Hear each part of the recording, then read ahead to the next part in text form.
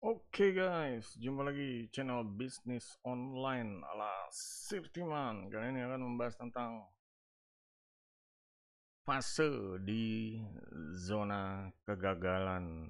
Dan ini boleh dibilang ada di zona nyaman ya. Kalau gagal itu ya nyaman gitu. Karena untuk keluar dari gagal itu orang biasanya tidak mau. Lebih baik ya di zona gagal aja deh karena nyaman gitu.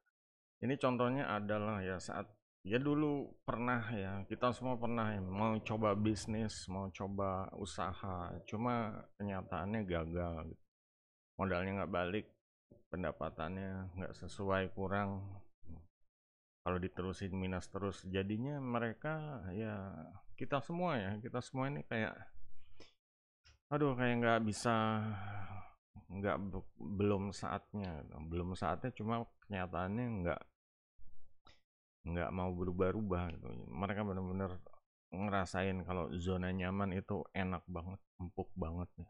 Dan kalau usaha keluar dari zona nyaman, usahanya ternyata gagal dan kembali lagi balik ke zona nyaman, itu benar-benar nggak mau lepas ya, nggak mau pergi dua kali gitu. Mereka kan nyaman banget di zona nyaman, di zona kegagalan ini. Kalau udah gagal pokoknya balik ke zona nyaman, jadinya nyaman banget ya, udah males untuk mencoba lagi yang lain. Nah, di sini permasalahannya ya, namanya orang ya, apalagi sumber daya gitu.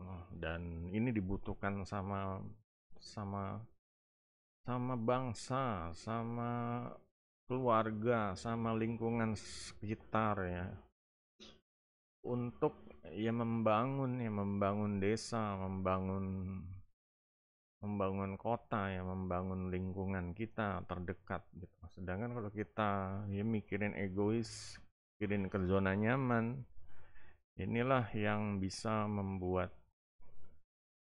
apa ya, keadaan ini kayak ya kayak kota mati gitu. Jadi kayak negaranya nih negara yang yang tumpul ya, negara yang nggak maju-maju gitu. Karena orang-orangnya ya rata-rata seperti itu, nyaman di zona nyaman, nyoba gagal sekali, balik lagi ke zona nyaman, gagal dua kali, balik lagi, udah nggak mau nyoba lagi gitu. Karena emang di zona nyaman ini, ya dia akan nggak ngerasain kegagalan ya, mungkin dia bingung ya, mungkin dia ini ya, bingung pengen keluar dari zona nyaman, cuma bingung gimana harus mulai dengan pasti.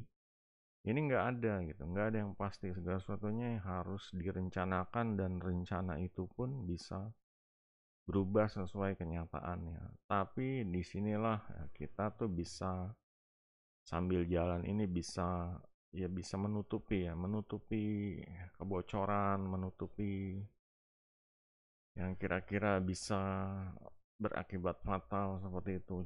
Kalau di zona nyaman ya nggak ngapa-ngapain, ya udah ibaratnya ya gitu aja, bangun tidur, ya makan, minum, ya mungkin kerja sedikit, terus udah gitu lagi. Cuma